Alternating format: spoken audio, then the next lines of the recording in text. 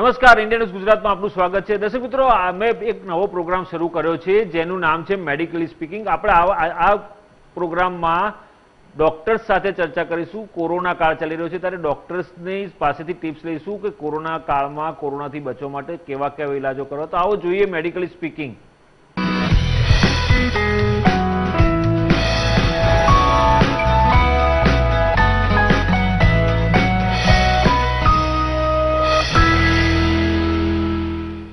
દર્શક મિત્રો, જે રીતે મેં કહ્યું કે મેડિકલી સ્પીકિંગ કાર્યક્રમ છે, મેડિકલી સ્પીકિંગમાં કોરોના કાળ ચાલી રહ્યો છે, કોરોનાના ઢગલાબંધ કેસો આવી રહ્યા છે, સમગ્ર દેશને કોરોનાએ બાનમાં લીધું છે અને જે રીતે કોરોનાનો હાહાકાર મચ્યો છે, કોરોનાના કેસ વધી રહ્યા છે, 2.5 લાખ ઉપરથી વધુ પોઝિટિવ કેસીસ આવ્યા છે। આપણે અલગ અલગ ક્ષેત્રના જે ડોક્ટર્સ છે, તબીબ એક્સપર્ટ છે, એ લોકો સાથે ચર્ચા કરીએ છીએ આ પ્રોગ્રામમાં અને આ પ્રોગ્રામમાં માર્ગદર્શન મળે, દર્શકોને માર્ગદર્શન મળે, સાચું માર્ગદર્શન મળે એવો પ્રયત્ન કરીએ છીએ। તો દર્શક મિત્રો, જે રીતે કોરોનાએ હાહાકાર મચાવ્યો છે, કોરોનામાં બચવા માટે એલોપેથી હોય, હોમિયોપેથી હોય, આયુર્વેદ હોય, યુનાની દવા હોય, આ બધી અલગ અલગ પ્રકારના જે આપણા ક્ષેત્ર છે, ભારત દેશના અલગ અલગ જે આરોગ્ય માટેના જે સ્વાસ્થ્ય માટેના જે અલગ અલગ સેક્ટર છે, એ સેક્ટરમાં અલગ અલગ પ્રકારની દવાઓ છે। તો આજે આપણે ચર્ચા કરવાના છે આયુર્વેદમાં કોરોનાનો ઉપચાર માટે શું છે એની માટે વાત કરવાના છે। આપણી સાથે અમદાવાદથી નિસર્ગ હોસ્પિટલ્સના મેનેજિંગ ડિરેક્ટર અને મુખ્ય આરોગ્ય જે આયુર્વેદિક તબીબ છે વૈદ્ય રાજેશભાઈ ઠક્કર જોડાયા છે। રાજેશભાઈ, આપનું સ્વાગત છે ઇન્ડિયા ન્યૂઝ ગુજરાતમાં। નમસ્કાર રાજેશભાઈ, જે રીતે કોરોનાનો ભયંકર કાળ ચાલી રહ્યો છે, કોરોનાના બહુ જ કેસીસ આવી રહ્યા છે, એલોપેથીમાં તો દવાઓ છે, હોમિયોપેથી વાળા પણ દાવો કરે છે, પણ આપણી પાસેથી આજે અમારે દર્શકોને જણાવવું છે કે આયુર્વેદમાં કઈ રીતે ઉપચાર કરવો અને આ જે કોરોનાનો જે બીજો વેવ ચાલી રહ્યો છે, બીજી લહેર ચાલી રહી છે, એ કેટલી ખતરનાક છે। સૌથી પહેલા તો કેટલી ખતરનાક છે ને એના માટે શું બચવા માટે શું કરવું જોઈએ અને શું ન કરવું જોઈએ એ અંગે માર્ગદર્શન આપશો આપ? બહુ સરસ પ્રશ્ન છે અભિજીતભાઈ। આમાં એવું છે કે આયુર્વેદ જે છે ને એ દુનિયાનું સૌથી પહેલું મેડિકલ વિજ્ઞાન છે, મેડિકલનું સાયન્સ છે। એટલે એની અંદર બધા જ રોગો વિશે અને બધી પદ્ધતિઓ અને બધાના વિશેનો ઉલ્લેખ જોવા મળે છે। તો એક હું વાત કરું કે વિમાન સ્થાન નામનું એક સ્થાન છે ને, એમાં જે 3જો અધ્યાય છે એની અંદર ખાસ કરીને એનો ઉલ્લેખ કરવામાં આવેલો છે, જનપદો ધ્વંસ। એ ચેપ્ટર કહેવાય, એક અધ્યાય છે। એ ચેપ્ટરની અંદર એવું કહેવામાં આવે છે કે જનપદો ધ્વંસ, જનપદ એટલે લોકોનો સમૂહ, ટોળું, એ આખા ટોળાનો ઉધ્વંસ કરી નાખે, એનો નાશ કરી નાખે એવા રોગોનું જે ગ્રુપ હોય છે એ એક ગ્રુપ જે છે ને એનો ઉલ્લેખ ત્યાં જોવા મળે છે। એની અંદર એવું હોય છે કે કોઈ પણ રીતે ફેલાઈ શકે, અચાનક એક મહામારી, અત્યારે આપણે જે શબ્દ વાપરીએ છીએ એપિડેમિક છે, પેન્ડેમિક છે, તો એનો ઉલ્લેખ જોવા મળે છે। એના ગાઈડલાઈન કેવી રીતે પાલન કરવું જોઈએ એના વિશેની પણ વાતચીતને અંદર બધો માહિતીનો ઉલ્લેખ ને બધું જોવા મળી રહ્યું છે। તો અહીંયા ખાસ એ વસ્તુ છે કે અત્યારે હાલ બધા હું જોઉં છું કે દોષ આપે છે, તો દોષ નહીં, રાષ્ટ્ર સર્વોપરી છે। એટલે ધારો કે પક્ષ હોય, વિપક્ષ ને વિપક્ષ હોય, એ પક્ષને જવાબદાર ઠેરવે છે। આખી દુનિયામાં એક સાથે, બરાબર, આખી દુનિયામાં એક સાથે જયારે આ તકલીફ થઈ રહી છે, બરાબર છે, એક જ રોગો કે એક જ જગ્યાએ એમાં તકલીફમાં વાંધો નથી, પણ આ રોગ જે ફેલાવાનું કારણ, રોગ ફેલાવાનું જે કારણ છે એને સૌથી વધારે, હેલો હેલો હા રાજેશભાઈ, બોલો। હેલો, હા હા હા, વચ્ચે ઓડિયો કટ થઈ ગયો હતો। એટલે આ રોગ ફેલાવા માટે બધા જે છે, હું એવું માનું છું કે આયુર્વેદને પ્રાયોરિટી આપવામાં નથી આવેલી, બરાબર છે। ગયા વર્ષે આપણે જોયું હતું કે લગભગ આયુર્વેદના ઉકાળા અને એની ગાઈડલાઈન ને બધું પાલન કરવામાં આવ્યું હતું, તો એ વખતે ખાસું આપણે 97-98% સુધી રિકવરી રેટ પહોંચી ગયો હતો, અને અત્યારે હાલ આપણે લગભગ 80-82% પહોંચી ગયા છીએ। આખા વિશ્વમાં સૌથી વધારે રિકવરી રેટ હાઈએસ્ટ અને સૌથી ઓછા મોતની ટકાવારી પબ્લિકની સંખ્યા પ્રમાણે એ ભારતમાં હતી। તો એનું શ્રેય આયુર્વેદને કોઈએ આપ્યું નહીં। અત્યારે કોઈ ઉકાળાની વાત કરતું નથી, કોઈ આયુર્વેદની વાત કરતું નથી. મને પોતાને એવું લાગે છે કે આયુર્વેદ કેન્દ્ર બિંદુમાં આવવું જોઈએ. પોલિસી ડિસિઝન તૈયાર થતી હોય ત્યાં આયુર્વેદનું નામ આવતું નથી. થેરાપેટિક પર્પઝ એટલે જયારે રોગના વધારાના લક્ષણો હોય ત્યારે આયુર્વેદનો સારવાર લેવી જોઈએ, વૈદ્યની સલાહ લેવી જોઈએ, એવી એક ટીમ તૈયાર કરવી જોઈએ અને પ્રોટોકોલ તૈયાર કરવા જોઈએ કે એ અનુલક્ષીને સારવાર કરવામાં આવે તો બહુ જ સારા પરિણામો આવી શકે. બરાબર, ચોક્કસ. રાજેશભાઈ, જે રીતે પહેલું જે સ્ટ્રેન હતો જે 2020માં આપણા ઇન્ડિયામાં આવ્યો, આમ તો નવેમ્બરથી એ સ્ટ્રેન આખા વિશ્વમાં શરૂ થયો હતો, પરંતુ જે રીતે ઇન્ડિયામાં આવ્યો સ્ટ્રેન 2020માં અને જે પ્રકારે એ વેવમાં એ વખતે આયુર્વેદિક ઉપચારો બહુ બધા હતા કે ઉકાળો લેવાનું, આ લેવાનું, તે લેવાનું, બધી ઔષધિઓ પણ હતી અને લોકો એનો ઉપચાર કરવા માંડ્યા હતા અને એને કારણે તમે કહ્યું એમ આપણે ઘણો બધો સારો એવો રિકવરી રેટ અને આપણે કોરોના સંક્રમણથી ઘણા બધાને બચાવી શક્યા હતા એ વખતે. પરંતુ આ વખતનો જે વેવ છે, આ વખતનું જે સ્ટ્રેન છે, એ સ્ટ્રેન જે છે બહુ ખતરનાક છે અને એ કોઈ જાતે કોઈ રીતે કારગત નથી નીવડ્યો અને જે પ્રકારનો રિકવરી રેટ આપણો જે 98% હતો એ એકદમ ડાઉન થઈ ગયો છે. ત્યારે આને કઈ રીતે આયુર્વેદમાં કઈ રીતે તમે આપણે બચાવી શકાય અથવા તો એનો ઉપાય શું કરી શકીએ આયુર્વેદમાં? એવી કોઈ દવા છે ખરી, આયુર્વેદિક દવા છે કે જેનાથી લોકો આ સંક્રમણમાં પોતાને અને પોતાના પરિવારને સ્વસ્થ રાખી શકે અને સાવધાન રહી શકે? ચોક્કસ થઈ શકે. હું મારું 25 વર્ષથી આયુર્વેદનો ચિકિત્સાનો વ્યવસાય કરું છું તો મારો પોતાનો અનુભવ છે. 700 દર્દીઓ આ વર્ષમાં અમે 700 દર્દીઓ જોયા છે, બરાબર. 700 માંથી એક પણ નું મોત થયું નથી, એક પણ ને કોઈ તકલીફ નથી. એના ક્રાઇટેરિયા અમે જોઈએ છે કે હોમ ક્વોરન્ટાઇન થયેલા હોય, ઇવન ઓક્સિજન લેવલ 92-90 સુધી હોય ને તો પણ અમે એમને ઘરે રાખી અને આયુર્વેદિક દવાઓથી મેનેજ કરીને આપીએ છીએ. અને 700 પેશન્ટમાંથી એક પણ વ્યક્તિને સારા થઈ ગયા પછી એક પણ વ્યક્તિને સૂંઘવાની ક્ષમતા નથી આવી એવું નથી બન્યું, થાક નથી લાગતો, બીજી કોઈ સ્વાદની ક્ષમતા જતી રહે છે, બધી પાછી આવી જાય છે. 3 થી 5 દિવસ અથવા તો વધુમાં વધુ 7 દિવસ, બરાબર છે, એ બધી ક્ષમતાઓ સારું આવી જાય છે. આયુર્વેદમાં એક શબ્દ લખ્યો છે વિકૃતિમાંથી પ્રકૃતિનું સ્થાપન. એટલે શરીરમાં દોષો વધેલા હતા, દોષોની સમૂર્છના થયેલી હતી, એનું વિઘટન કરવાનું એ આયુર્વેદની પોતાની એક પદ્ધતિ છે. ખાલી વાયરસ કેન્દ્રમાં નથી. ચલો પોસ્ટ કોવિડ નું સ્ટેટસ આવ્યું અને ન્યુમોનિયા થઈ ગયો, 70% લંગ્સ ફેલ થઈ ગયા, ચલો કોરોના તો જતો રહ્યો, પણ આ લંગ્સ ને કોણ બચાવશે? તો આયુર્વેદ સારવાર કરવામાં આવે તો લગભગ મેં જોયું છે અમારા એક પણ કેસની અંદર લંગ્સ ખરાબ થતા નથી. ખરાબ થયેલા હોય સારા થઈ જાય છે. તો એ જે દોષોનું અંદર સમૂર્છના થાય છે, દોષોનો સંચય થાય છે અને એનું વિઘટન કરવાની બાબતે દુનિયાના કોઈ મેડિકલ સાયન્સ પાસે એનું સમજણ નથી. એટલા માટે સેન્ટ્રલ ગવર્મેન્ટની, ભારત સરકારે આ ખરેખર આ તકનો લાભ ઉઠાવવા જેવો છે. હું પોતે એવું માનું છું કે ભારતને વિશ્વગુરુ તરીકે સ્થાપિત કરવું હોય, બહુ જ સારી આયુર્વેદિક ચિકિત્સાની ગાઈડલાઈન થેરાપેટિક દાખલ થયેલા દર્દીઓ માટે એ જો સ્થાપિત કરવામાં આવે તો બહુ સારા પરિણામો, અનેક મોતને આપણે બચાવી શકીએ. આપણે તરફડતા જોઈએ છે રેમડેસિવિર માટે અને બધા માટે ભીખ માંગતા જોઈએ છે. આપણી પાસે સુવર્ણ ભસ્મ, ચાંદીની ભસ્મ, મોતીની ભસ્મ સાથેની અનેક એવી ઔષધિઓ તૈયાર પડી છે. અમે અત્યારે વાપરીએ છીએ, 700 દર્દીઓમાં મેં વાપરી છે. લિટરલી એમ થઈ શકાય, અમદાવાદની સિવિલ હોસ્પિટલમાં પરમ દિવસે 2 કેસ દાખલ હતા. 24 કલાક ઓક્સિજન આપવા છતાં લગભગ 80, 82 કે 84 ઓક્સિજન નું સેચ્યુરેશન રહેતું હતું, SpO2 જે કહેવાય છે, બરાબર.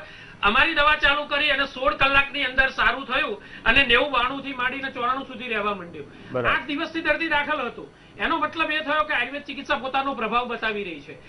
અનેક ઉદાહરણ છે કે 18 દિવસથી ઓક્સિજન ઉપર હતા અને એક 84 વર્ષના બેન હતા. લગભગ અમે 7મા દિવસે એમને ઓક્સિજન વગર સારી રીતે જીવતા કર્યા છે, હરીફરી શકે છે. ખૂબ અશક્તિ ને થાક હતું. આવા તો કેટલા બધા અમારી પાસે ટ્રેક રેકોર્ડ છે અને આના પ્રૂફ પણ છે. ડી ડાયમર લેવલ 8,000 હતું અને લગભગ 16 કલાકમાં 2700 લાઈને આપ્યું છે. મારી પાસે પ્રૂફ પણ છે લેબોરેટરી ટેસ્ટિંગના. તો મને પોતાને એવું લાગે છે કે આ દિશા દ્રષ્ટિ બદલવાની જરૂર છે. ચોક્કસ. રાજેશભાઈ, જે રીતે આપણા શાસ્ત્રોમાં પણ આપણા પૂર્વજો પણ આયુર્વેદને પ્રાધાન્ય આપતા હતા, પરંતુ જેમ જેમ વિજ્ઞાન વિકસિત થતું ગયું અને જેમ જેમ સંશોધનો થતા ગયા, મેડિકલ સેક્ટરમાં જે પ્રકારે સંશોધનો થયા, પછી એ હોમિયોપેથી હોય, યુનાની હોય કે પછી એ એલોપેથી હોય, અને એમ કરતાં કરતાં આપણા ભારત દેશમાં પણ આયુર્વેદની જે પરંપરા વર્ષોથી ચાલી આવતી હતી એ પરંપરા ઓછી થઈ ગઈ છે.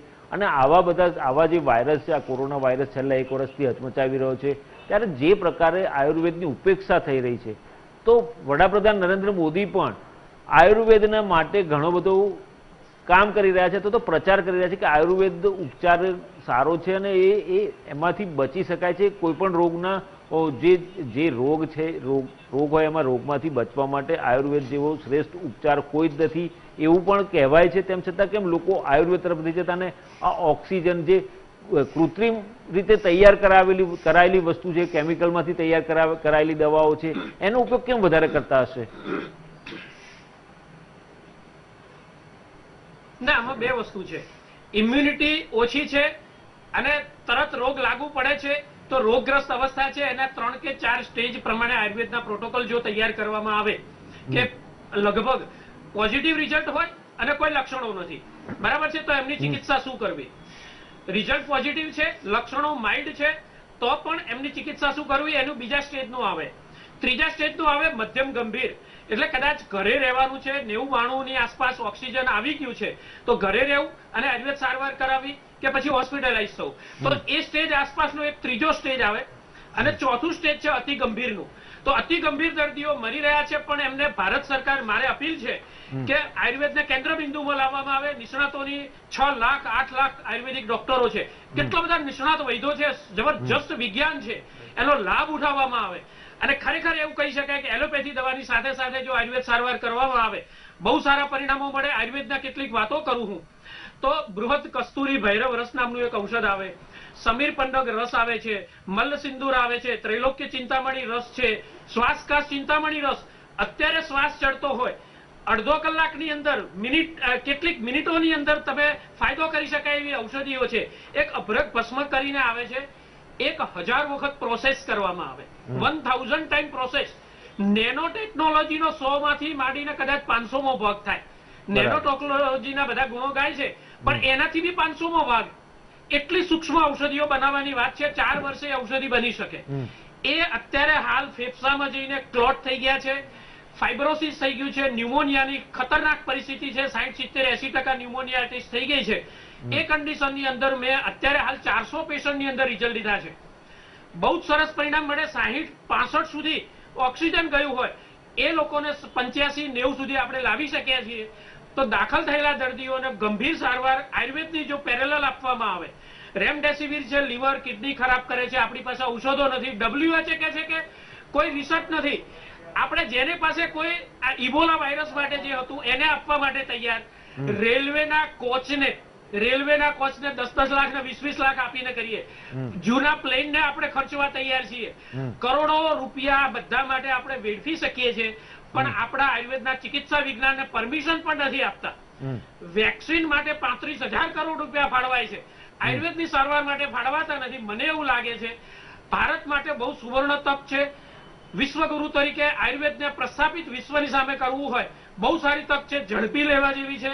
ખરેખર એવું કહી શકાય. ભારત સરકારને વિનંતી કરું છું, બધી રાજ્ય સરકારોને પણ વિનંતી છે કે મુખ્ય ચિકિત્સા મેઇન મેડિકલ સ્ટ્રીમ તરીકે આયુર્વેદને જો અંદર એન્ટર કરવામાં આવે, ખાલી ઓલ્ટરનેટ તરીકે નહીં, મેઇન ટ્રીટમેન્ટ તરીકે એલોપેથીની સાથે સાથે થાય, તો ખરેખર આપણે અચીવ કરી શકીએ અને અનેક જાનને બચાવી શકીએ. બરાબર, ચોક્કસ.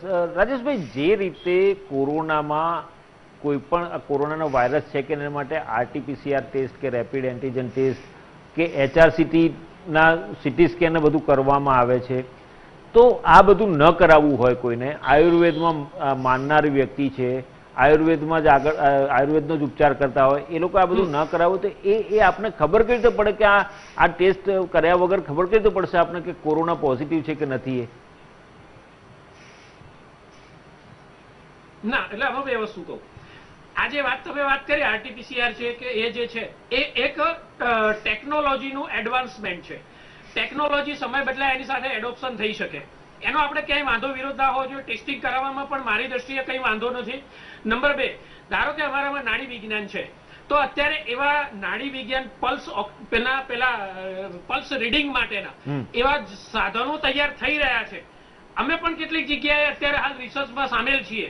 તો એવી જગ્યા હોય કે ત્યાં ફક્ત ને ફક્ત જમણા હાથની પાસે આમ એવું કહેવાતું હતું કે વૈદ એક નાડી મૂકે નાડી ઉપર હાથ મૂકે અને નિદાન કરી શકે, તો એનું ટેકનોલોજીમાં કન્વર્ઝન કેવી રીતે કરવું? નાડી પારખું વૈદ કહેવાતા હતા. થઈ રહ્યા છે. નાડી પારખું વૈદ કહેવાતા હતા. હા બરાબર. તો નાડી પારખું વૈદ કહેવાતા હતા. તો એવી રીતે એવા મશીનો પણ બનાવવામાં આવે. એવી રીતે ઘણા બધું એડવાન્સમેન્ટ ટેકનોલોજી તો લઈ શકાય. ચિકિત્સા વિજ્ઞાનના મૂળભૂત સિદ્ધાંતો આયુર્વેદના રાખવાના, ટેકનોલોજીનું એડોપ્શન કરવાનું. તો એ રીતે આરટીપીસીઆર ટેસ્ટ કરવો હોય તો મારી દ્રષ્ટિએ કઈ વાંધો નથી, ન હોવો જોઈએ. એ જાણકારી લેવાથી ઝડપથી આપણે ટ્રીટમેન્ટ શરૂ કરી શકીએ. પણ ચિકિત્સાની સારવાર આયુર્વેદની નિર્દોષ હોય, આડઅસર વગરની હોય તો વધારે સારું થાય. રેમડેસિવિરના WHO ના કહેવા પ્રમાણે 51% સાઇડ ઇફેક્ટ છે. 7,000 પેશન્ટોનો કેસ સ્ટડી છે. WHO પોતે કહે છે. ભારતની ICMR સંસ્થા એવું કે છે, એક પણ રિપોર્ટ એવું નથી કહેતો કે રેમડેસિવિરનો ફાયદો કોરોનાની વાયરસની અંદર એની સાઇડ ઇફેક્ટમાં જોવા, કોઈ પણ રોગમાં જોવા મળ્યો હોય એવું એક પણ એવિડન્સ બોલતું નથી. બરાબર નથી તો આટલો બધો હોબાળો શા માટે? તમે રિસર્ચ થઈ ગયેલું, તમે કહો છો કે આયુર્વેદ રિસર્ચ વાળું નથી, તો રેમડેસિવિર ક્યાં રિસર્ચ વાળું છે? તમારું એક પણ રિસર્ચ પેપર તમે રજૂ કરી શકતા નથી. તો એના માટે કરોડો લાખો રૂપિયા આપવા તૈયાર છે. જે ચિકિત્સા વિજ્ઞાન 3000 વર્ષથી ભારતીય પ્રજાના સ્વાસ્થ્યનું રક્ષણ કરતું આવે છે. કોઈ પણ સત્ય અસત્ય વિજ્ઞાન હોય ને 50 વર્ષથી વધારે ટકતું નથી. બરાબર છે? જૂઠનો દાયકો અને સત્યની સદી. આયુર્વેદે 30 ને 50 સદીઓ પાર કરી છે. 4 ને 5 હજાર વર્ષ પહેલા આ ચિકિત્સા વિજ્ઞાન પ્રસ્થાપિત હતું. અસત્ય હોય તો ટકી જ ના શકે, ટકી જ ના શકે. એટલા માટે ખાસ વાત છે કે આયુર્વેદની ચિકિત્સાને પ્રાધાન્ય આપવામાં આવે. બહુ સરસ ફાયદો થાય. મેં અનેક કેસની અંદર એવું જોયું છે, પોસ્ટ કોવિડ સારું થઈ ગયા પછી. એટલે આયુર્વેદનો અહીંયા જ છે કે ફક્ત વાયરસને મહત્વનું ના ગણો, તમારું વ્યાધિનું બલ, તમારી રોગ પ્રતિકારક ક્ષમતા તો સહજ, યુક્તિકૃત અને એ જે છે એ એનાથી તમે પ્રાપ્ત કરવી જોઈએ, માતા પિતા તરફથી મળે. બીજી તમે વારસાગત રીતે ટ્રાન્સફર કેવી રીતે લાવી શકાય એની વાત છે. અને ત્રીજી છે યુક્તિકૃત. અત્યારે હાલ ઔષધિઓ લઈ અને ઇમ્યુનિટીને વધારવી એ સૌથી સારામાં સારું છે. ઘણા બધા રોગોને, દર્દીઓને આપણે ગયા 2020માં કંટ્રોલ કરી શક્યા હતા. ગળો નામની વનસ્પતિ, હળદર, આજે આફ્રિકા અને આરબ કન્ટ્રી લગભગ હળદરનું ટર્નઓવર એમ કહેવાય કે 150% એનું એક્સપોર્ટ વધી ગયું છે. બરાબર. એ બધાએ લાભ લીધો, પણ આપણે અત્યારે પાછા પડી રહ્યા છે. એ પ્રાથમિક તબક્કો છે. સુવર્ણ ભસ્મવાળી અને અનેક એવી ઔષધિઓ છે કે જે ચમત્કાર કરી શકે, ઓક્સિજનને વધારી શકે, સેચ્યુરેશન વધારી શકે. જૂની ખાંસીને બધી તકલીફ થઈ રહી છે, ન્યુમોનિયાની તકલીફ થઈ રહી છે, બહુ જ સારો ફાયદો થઈ શકે. એની ગાઈડલાઈન બનાવવામાં આવે, બહુ સારો ફાયદો થાય. આયુર્વેદ પોતે, હું ખાલી એક વાયરસની વાત કરું તો લોકો એમ કહે છે કે તમારા સાયન્સમાં તો આ વાયરસનો ઉલ્લેખ નથી. કઈ રીતે ખબર પડે? વાયરસનો ઉલ્લેખ આયુર્વેદના ગ્રંથોમાં જોવા મળે છે. સૂક્ષ્મ જીવાણુઓ જે છે એ કેવી રીતે એનું વર્ણન લખ્યું છે. બહુ સૂક્ષ્મત્વાત, એકદમ સૂક્ષ્મ હોય છે, અપરિસંખ્યે, એને ગણી નથી શકાતા. બરાબર છે? અવ્યક્તો અપી વ્યક્ત કર્મા છો. અવ્યક્ત છે એટલે તમે જોઈ નથી શકતા, પણ વ્યક્ત કર્મા છો એટલે અવ્યક્ત છે છતાં પોતાના કર્મથી વ્યક્ત થાય છે. તમને ખબર નથી કે સામેના માણસમાં કોરોના છે, દેખાતો નથી, પણ છતાં પોતાના કર્મોથી વ્યક્ત થાય. અવ્યક્તો અપી વ્યક્ત કર્મા છો. તો એ ઋષિમુનિઓ પાસે 2800 વર્ષ પહેલા ચરક સંહિતામાં આ લખ્યું છે. એમની પાસે ક્યાં માઇક્રોસ્કોપ હતા? તો આયુર્વેદને હળદૂત કરીને, સાઈડ પર મૂકીને, આઉટ ઓફ ડેટેડ કરીને, પોતાના આર્યત્વને, પોતાના સંસ્કૃત પ્રત્યેનું, ભારત પ્રત્યેના પ્રેમને સાઈડ પર મૂકી દે, શુદ્ધ વિજ્ઞાનની ઉપેક્ષા કરવાને કારણે હજી હું કહું છું ભોગ બહુ કર્યું, ખેંચી લીધું, પ્રકૃતિ પાસે ખેંચી લીધું. પ્રકૃતિનું દોહન કરે, શોષણ ના કરે. બરાબર છે? હા, એટલે દોહન આપણે કરીએ ત્યાં સુધી બરાબર છે, પણ શોષણ કરવાથી પ્રકૃતિ પછાડીને મારે છે.